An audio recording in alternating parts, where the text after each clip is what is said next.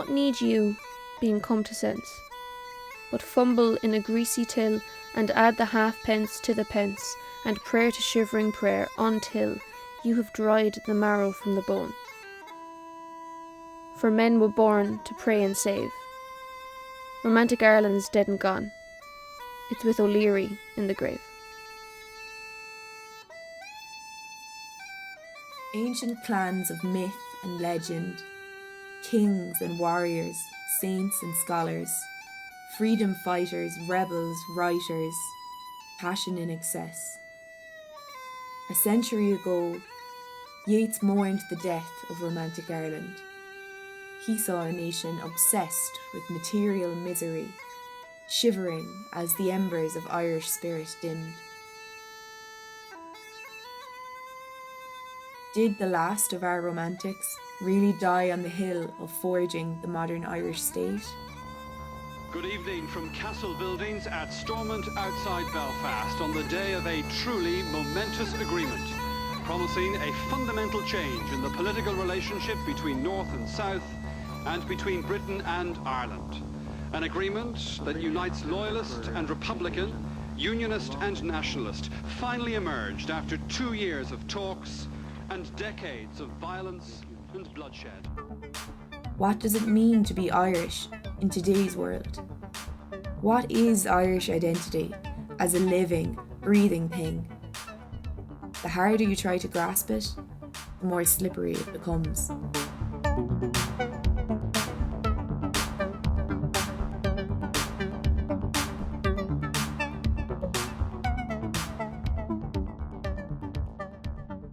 When I was thinking about the concept of Irishness, it was like, it used to be very like Catholic and to do with religion, even when I was growing up, which was about, I mean, I'm almost 30, so like 20 years ago, it was still very religious and stuff. So when I was thinking about the concept of Irishness, all I could think about was like back then, and it was much harder trying to describe what it is now, I think. I actually co-teach courses on Irish identity. I'm a medievalist, and I'm interested in how people outside of Ireland represent Ireland visually as well as textually and imaginatively. I think Irish identity, it seems to me, is very fraught. That at some level, in some ways, it's very, very inclusive. But it is so tied up with confessional issues, with politics, with ideologies. Is Irishness what counts as Irish? It's like there's really two ways we can answer that.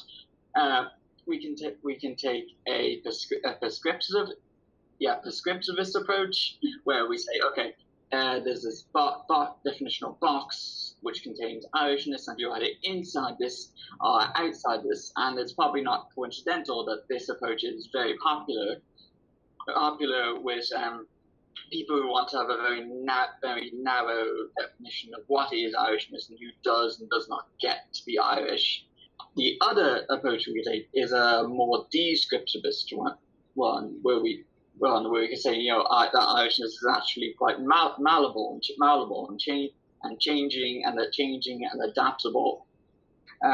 I think this kind of gets into the question of, what is Irishness, which is one of those questions I really like because it seems simple at first, but then you start picking at it and slowly becomes trickier, and you realize it's actually a quite difficult one to answer because it's really essentially a philosophical question. When I think about Irish identity, I think about landscape somehow. I think of it as a kind of physical thing, that it's somewhere to do with landscape and also some kind of shared past. History is very important in Ireland. It's, it dominates our politics even to today, and yet it's somewhere, I think, in the area where history meets mythology, that I feel Ireland lies. That what represents Ireland for me is not necessarily they're practical things. It's a republic, it's an island, it's all these tangible political entities.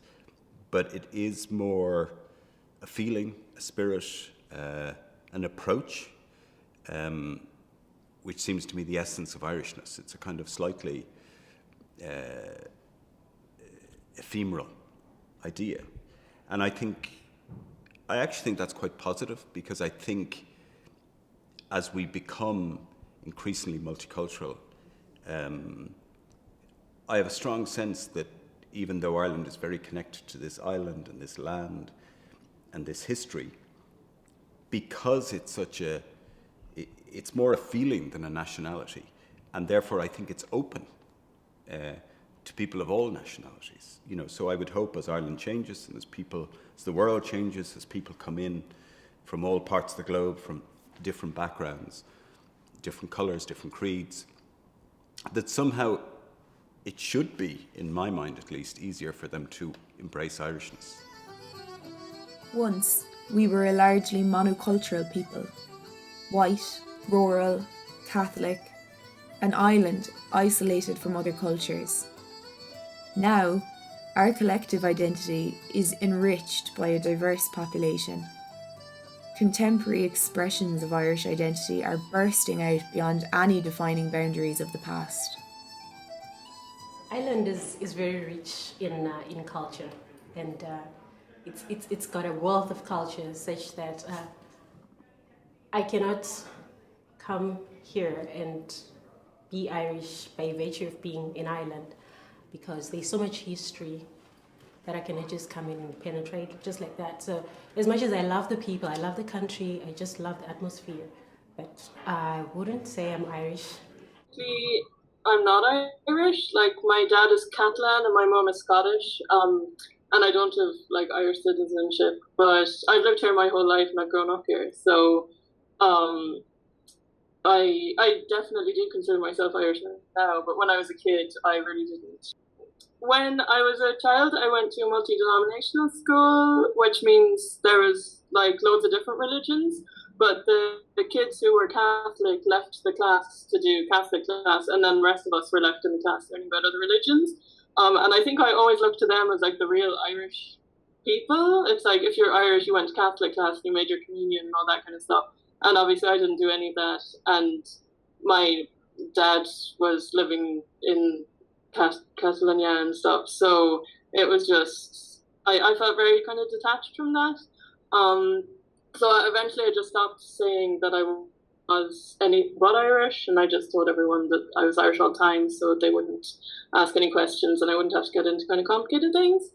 And then now I definitely really do consider myself Irish, because I think the culture has changed so much that I can relate to it a lot more now, that there's so many other facets of identity that isn't just to do with going to mass and stuff. It's funny because the kind of seminal Jewish feeling that we've had since, for almost forever ever is one of existing both within a society and a nation, but simultaneously being apart from that or being separated from it. I guess there's also a feeling of conditional belonging which can come from a few things, it comes from my dad's side of the family, whereas Judaism tradition comes from my mother's side, from that not really growing up in a proper Jewish community and only coming to embrace my Judaism late in life, or even just from being a proud member of the Jewish diaspora who doesn't really has a vision of Judaism that isn't really connected with Israel or with Zionism that can stand dependent of it. And then I think the sense of conditional belonging is actually then compounded by other factors. Romantic Ireland is not without its faults. The darker shadows cast by our history have always been intrinsically linked with the Irish experience. Shame instilled by the Catholic Church, conflict sparked at the border, greed which fed the Celtic tiger. As younger generations seize the mantle of Irish identity, the shackles of history are loosening. So them being Irish cannot be used as a basis of racism and stuff like that. If they are being Irish and they use that, as a base of us being hostile to the non-Irish, then it becomes wrong. But then I can actually give it to them for just being Irish and not using that to shun other people out, something like that. But I would say the younger generation and those that have managed to stay out of the country, that have been to other countries, and those that have close relatives that are not that are not staying here, they're the ones that are open to diversity. But there's some that are not, like, they don't understand why people are coming to their country. They just don't want them here. So I would say it is getting out there because the world is becoming a global village. People are moving out and people are coming in. Like, Irish people are there in Africa and us are moving here to Europe. So some are becoming open to that. They're actually accepting that things are changing. The world is evolving and everything is just, changing. But there's some that are like, this is my place. This is not your place. Just go back. So it's a matter of open-mindedness. Like, there's some that are open-minded and there's some that are just not. Some people who are like, oh yeah, direct provision is bad, we should end it and treat these people with respect, would then be like, oh, but there has to be a limit on how many people we can just let into the country, and there's a fear of scarcity, this kind of stuff. And they still don't understand that a lot of these people are fleeing such horrific circumstances. And even if they're not, how are we entitled to this land just because we have some kind of connection to it that's more solid than theirs? It's just, I don't really understand that mindset, except that they're trying to hold on to something that sometimes that they don't even have. There's no doubt, that greed became an inherent part of our social life, and that there was something lost in that mix, and it's still lost. There are so many people today, despite the fact that on the face of it the country looks economically vibrant, but there's so many people are marginalised, and they mightn't be marginalised in the ways they were before, but they're still outcasts in their own society. And I think the result of the recent election is a manifestation of that. An unease, a disgust at the growing gap. One of the nice things about being Irish is because it was a small place, we were all you could never really get above yourself because the place was too small, because somebody knew who you were once upon a time. Whereas now I think that's been lost to a degree. It is becoming a very divided society. There's not really a lot in Ireland for me at the moment. So I'm going travelling around Japan for about a year. I'll be back by Christmas, and then from that point onwards we'll see what happens. I mean, I can't imagine myself staying in Ireland, to be honest. Even when I do come back, I'd love to, I wish I could, but there's not really a lot of things keeping me here. I mean, my logic has always been, why would I spend an absolute fortune to live in a place like Dublin just for the sake of possibly getting a job that I might like, when I could spend either the same amount of money or less to live in a much nicer city and probably actually have a chance of a job I definitely like, and I think that's kind of just the problem with Ireland, as in I think we've all accidentally gotten so used to what our normal is that we don't really realise that our day-to-day lives are so different to people's in other countries, If you're setting a standard and saying this isn't good enough and then holding people into accountability, that's what's surely going to happen this time if it goes that this crowd are in government or that crowd are in government. When are we going to start holding people accountable to these things, especially if you're talking about mental health and you need services and you say, I need help, and you can't get into a counsellor for 3 weeks? That might be too fucking long. We are in the process of atoning for the wrongs of our past and weeding out vestigial oppressions. our identity is in a state of flux. Think of going to Trev night when I was a teenager, and that could have just been like me and my friends, that we were just like not interested, but I wouldn't have thought that as a fun activity at all, whereas now I'm like really into it, and you know, I'd love to experience more of it, but I guess it is with maybe also to do with like how society in general has changed, and like the 2 recent referendums and stuff, like maybe people feel that it's more okay to be Irish and they relate to it a lot more, that it's kind of opened up. To do in this course was to go into the primary documentation where it exists, and also to explore the silences and to see, well, I suppose fundamentally under everything, where is homophobia coming from? And how did it manifest itself in Ireland?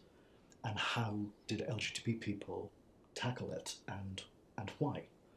So I think in the first year, I probably put the students through the equivalent of an SAS course in terms of the sheer amount that we covered. But it was a hugely positive experience. And now I teach it to a second year small group discussion group. But I was asked to offer it as an education course, which is going on at the moment. Very different audience, very powerful. People ranging from, I would say, early 20s into their 70s. And people who, when I was thinking about this, I thought I'd make it more explicit, the questioning. So this one, the history one, is called LGBT Irish, Contemporary Irish Identities. But the adult ed course is called From Shame to Pride ?